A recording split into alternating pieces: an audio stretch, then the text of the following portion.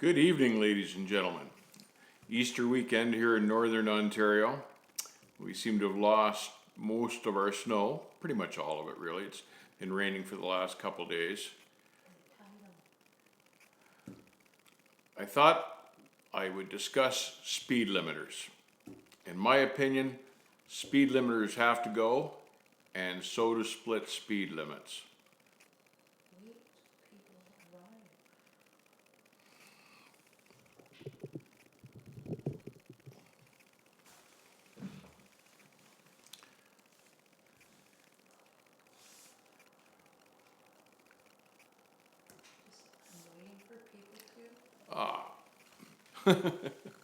Lucifer, hi Dad. Hello Lucifer, how are you? Mark, hello. Excellent, we're live and on the air. I'm talking about speed limiters and split speed limits and how bad I think both things are. Say we're waiting for people to show up, so let's just wait.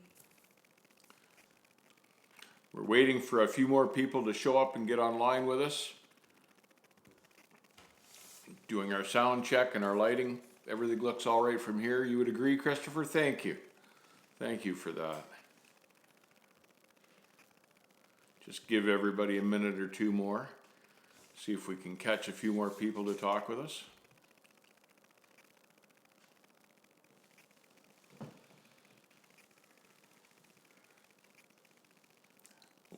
Jeff, what is the split speed limit? In states and provinces where the cars are allowed to go 70 and the trucks can only do 60, for instance, that's a split speed limit. And I don't think those are a good idea either.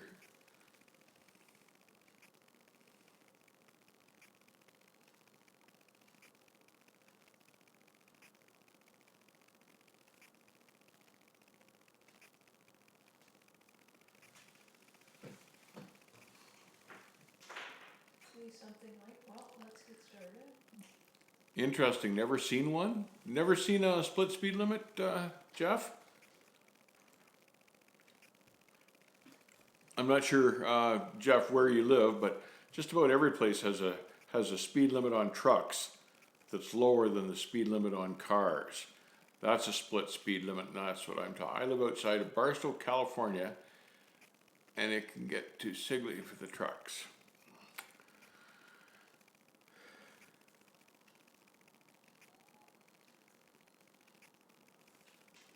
I said, let's get started and go. Let's get started and go. I think that the cars going faster than the trucks creates a dangerous situation. And I also think that if you've paid $150,000 for a truck, you should be able to dictate what speed the truck runs. Now I can see for big fleets, if they want to regulate the trucks and cut down their speed to save fuel and reduce accidents, I can kind of sympathize with that. And maybe for those big carriers that have senior drivers who are not a bother to them, well, they could adjust the speed limit of the truck upwards electronically.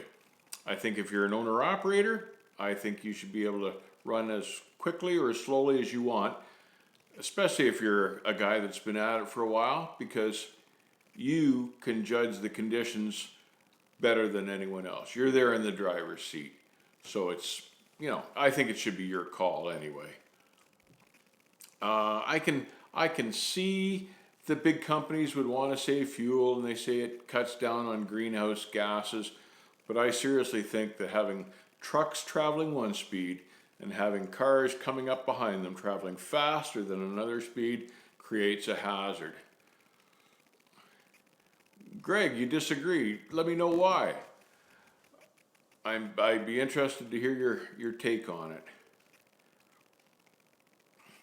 Now, here in Ontario, the speed limiters have just pretty much created a truck roadblock running up and down the 401. You get 2 lanes of trucks running side by side at the same speed. They're holding up traffic, and the four-wheelers are doing all sorts of crazy things just to try to get around the trucks. They get on, at the on-ramp, there's 2 layers of trucks that they have to fight their way through to get to the 3rd lane where there are no trucks, and it can be pretty wild just watching them. Greg, almost been rear-ended by a big rigger. Yes, well, that can happen. It's all up to the guy on the wheel, behind the wheel of the truck. But cars, it's shown, cause 90% of the accidents, and yet the cars are allowed to travel faster than the professional drivers in the tractor trailers, and I think that's a little crazy too. And I imagine for the authorities, it's just easier to patrol the trucks and pick on the truck drivers, because if they put speed limiters on cars, all hell would break loose. You'd never hear the end of the screaming. So the politicians, I'm sure, are afraid to put speed limiters on the cars, but that's really what should happen. At least let the trucks travel with the flow of traffic. So if the cars are running 70, the trucks should be able to run 70. Now you're going to say, well, you know, the trucks take a lot longer to stop, and that's true. But the professional drivers leave enough room in front of them that they're able to stop. I don't recommend running bumper to bumper at 70 miles an hour. Interstates for trucks, highways for cars. Tie line, yeah, yep, I can see that. I'm sure if we could afford it, everyone would love to have a separate road for the trucks and the cars. Nobody's governing my truck, I gotta get out of here. Mark, you're a lucky man. Let's hope it never happens to you. But it's more regulation, once again, that the trucking industry doesn't need. And the regulations are just killing us. Let's be honest about it. We've got these politicians making decisions for us, and they're not in the least bit qualified to be able to do so. That's a problem. It's a real problem here in Ontario too. It's created traffic jams and hazards all over the place. So I'm not for it at all. I can see, you know, the trucks burn less fuel, they get a break on the insurance from these big carriers, and I'm sure they have their reasons for wanting to govern the trucks. And some of them I can understand. It's, you know, less wear and tear on the truck running 55 or 60 miles an hour than it is running 70. Tires last longer, brakes last longer. Yep, there are arguments for that, but I think the pros outweigh the cons. I think there are more arguments, better arguments, for letting the driver govern the speed of the truck as opposed to the government. Now, with big fleets, they can probably use a reward system. And their senior drivers, they can allow them to run a little quicker than the majority of the fleet, because, you know, some guy is 20, 30 years with no accidents. It's obvious he knows what he's doing. Give him a little leeway, let him gain a little speed, let him save a little time getting to his destination. I'm all for that. But, you know, these big mega carriers now are just packed full of new drivers, and I can certainly understand governing their speed.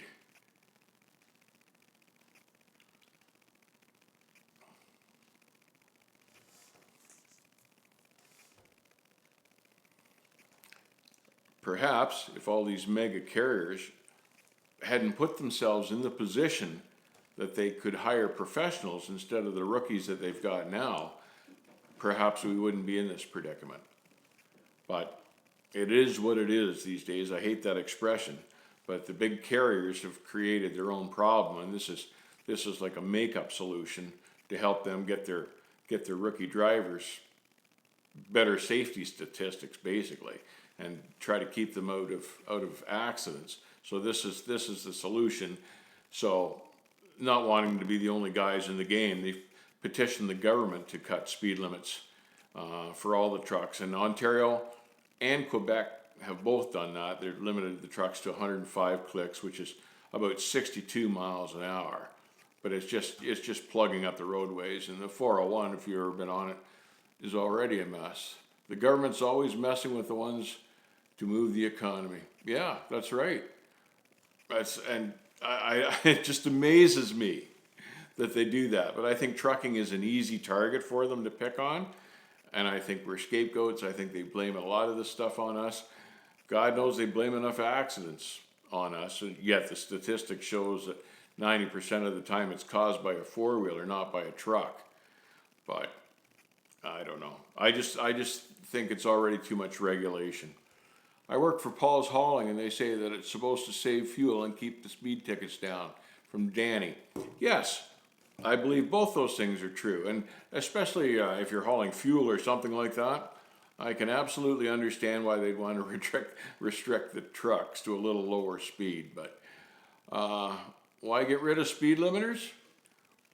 Just because I think if a guy's paid huge money for a truck, he should be able to run it at night if the traffic's zero and there's nothing on the road. He's got a good shot. Like, think about running through Nebraska at night or Wyoming. A guy should be able to run 75 miles an hour just to make up a little time if there's absolutely nothing out there. Mike, driving a truck for 29 years, so you know what I'm talking about. It's overkill.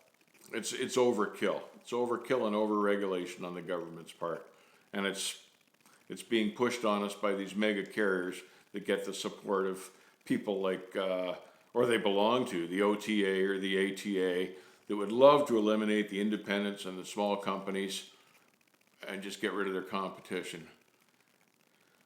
Yeah, 62 miles an hour, Richard. 62 miles an hour is a common speed for company trucks to be governed at. Michael, love my show. Thank you, Michael. I appreciate that very much. Thank you, sir.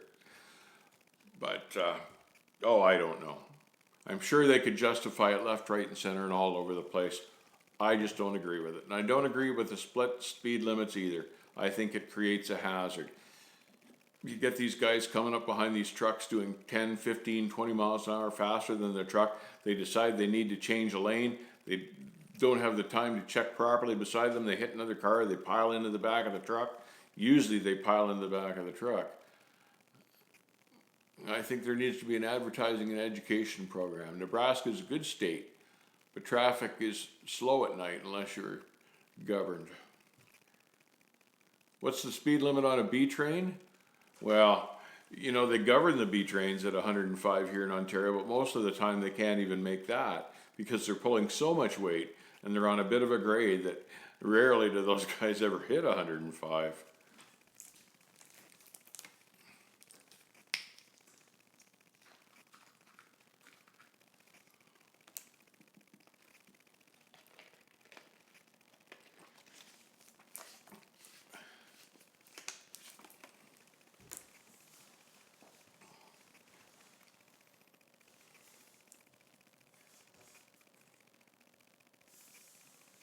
I think we all have to remember that when you're running a big truck, you just need to leave more room around you, more of a safety cushion around you. And the good guys, the pros already know this.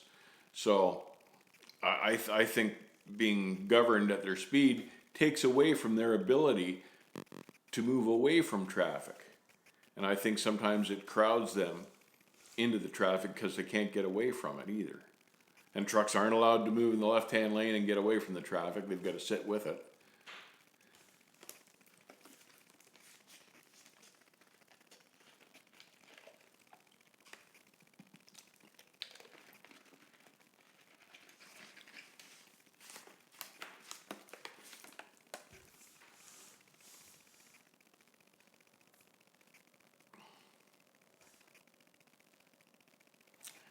Our economy relies on the trucks. And when they mess with the trucks, whether they realize it or not, they're messing with the economy and they're forcing more and more guys out of the industry because of these stupid rules. And yet they can't seem to understand why there's a driver shortage. And it's rules like these speed limiters. And they're trying to get this into law in the US now. I hope they don't get it. I noticed that as far as split speed limits go, there's a bill that is before the House in Indiana that one of their representatives is proposing the same speed limit across the board for all vehicles. So hats off to Indiana. I think that's a first in our industry. It's too bad more states didn't follow suit, but more of them seem to be leaning the other way.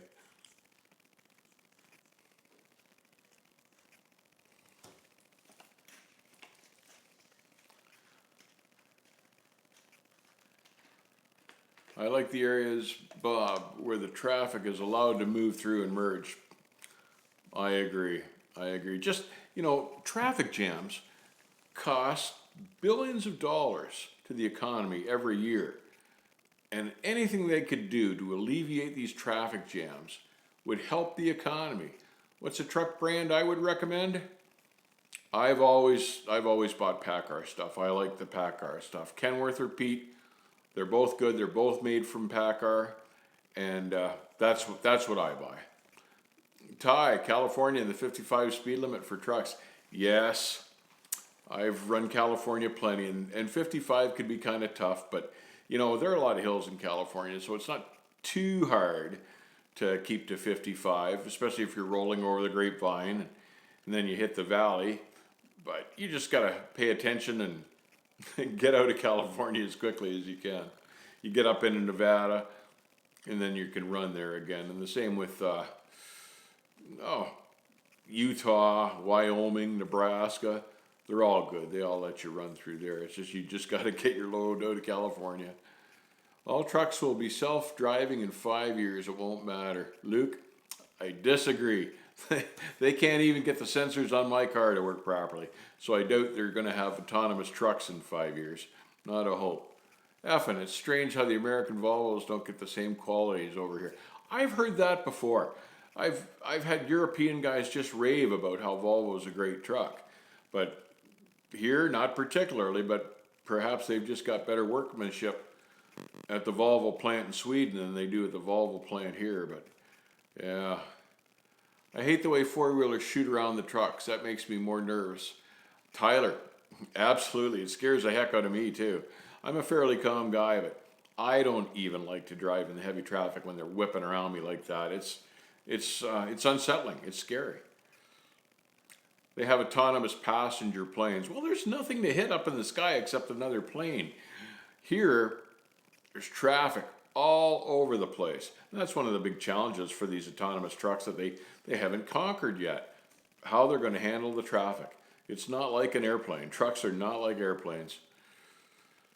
No need for self-driving trucks when there's already a railroad in place. Raymond, exactly right. Exactly right. And these people want to make our highways into railroads, and that's goofy. If only Scania exported trucks. You know what? I'd love to try one of those things. I've heard good things about Scanias or however you say it, but I'd love to try one of those out.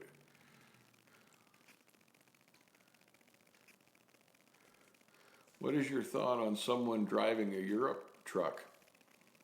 Oh, I don't know. I just drive whatever you want as long as it's a good truck and it serves you well and makes you money. That's completely your choice. Like I say, I've always had good luck with PACCAR equipment. I've always found the quality high. And something else I've always liked about PACCAR trucks is they always have resale value after 4 or 5 or even 10 years. They're good for resale value, and that's one of the best things I like about them. You're not standing in line waiting for service either, like you are at some of the Volvo and Freightliner dealers. Macs aren't really made for highway trucks. Oh, sorry. No, they're not.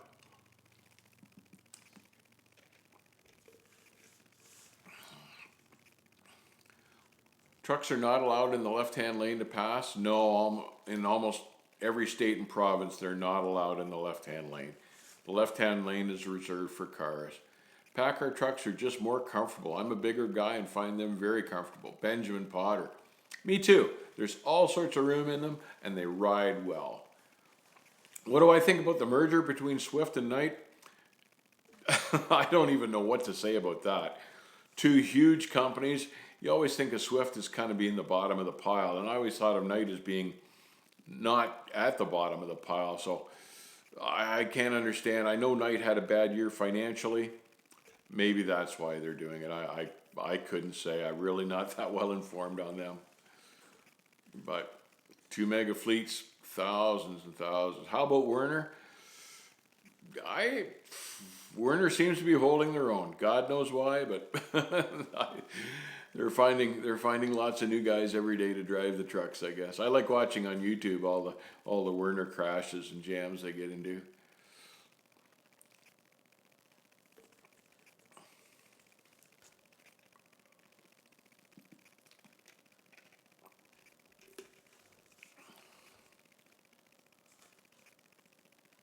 Mikey, what's up, fellas? Swift got a lot of crashes. Swift does have a lot of crashes. Is it harder to back a B train? Dave, 1, 2, 3, 4. It's like anything else, Dave. Once you get the hang of it, it's not too bad at all. I prefer a B train to like a 53 footer a lot of times because they bend in the middle.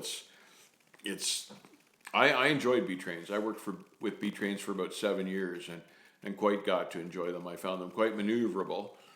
And to back it up, all I had to do was position the rear of the pup trailer, the angle I wanted to go and where I wanted to go, and then just straighten up the lead in the tractor behind the pup and stuff it backwards. I enjoyed the B trains.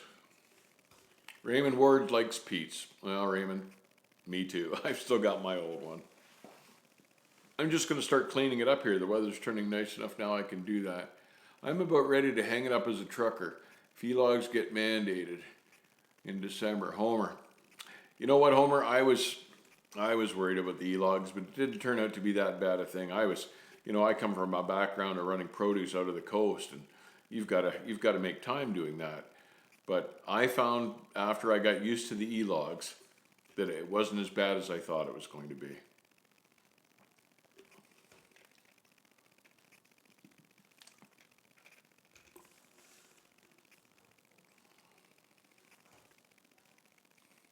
Both times I've had my front end taken off at a truck stop has been from Werner. Yeah, I can believe that. Speed limiters are a problem for sure. Many trucks that I see on the 400 series Toronto seem to be driving 5 to 10 kilometers within the speed limit. Yeah, it's like a rolling roadblock, isn't it?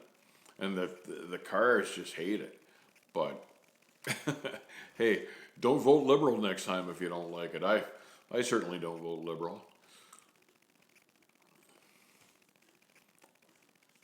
It was Liberals that quashed the pre-pass here in Ontario too, and I enjoy the pre-pass system. I think it's a great idea rather than wasting our time at the scales.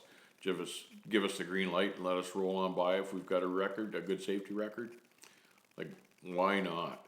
But here in Ontario, it's not about safety, it's about revenue. So they want to pull in as many guys and ticket them as they possibly can. We've got 5 minutes left, just take random questions. Okay. Tell them that. We've got about 5 minutes left. I'll just take a few questions here.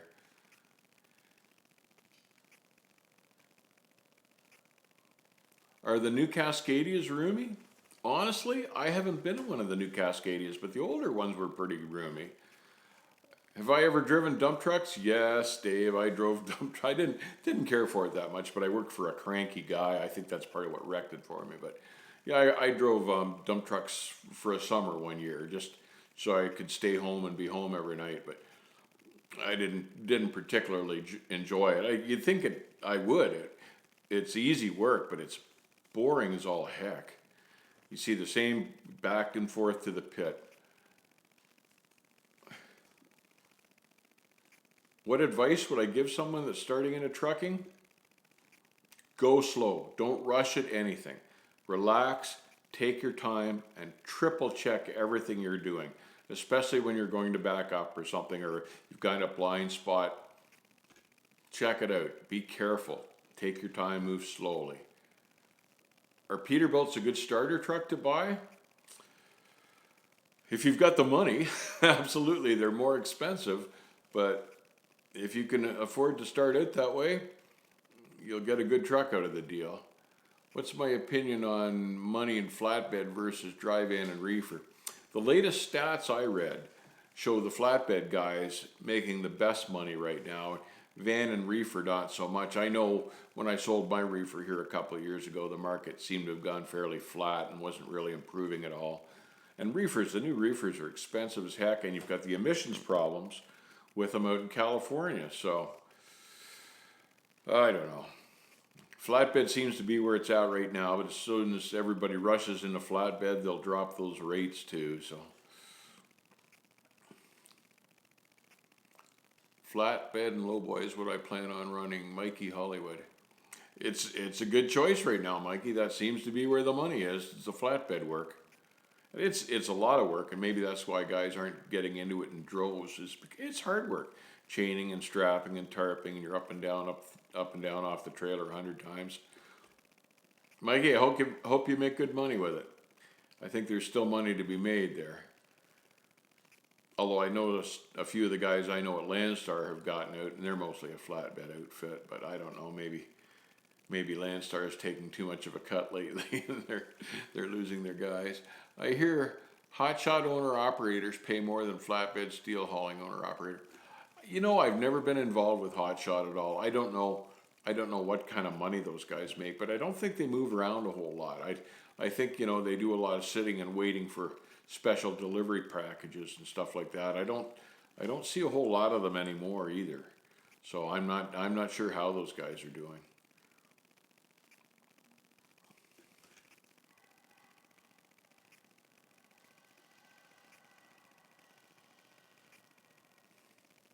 Well, I think we'll call it a night. You guys drive carefully, be safe, and I'll see you on the backhaul.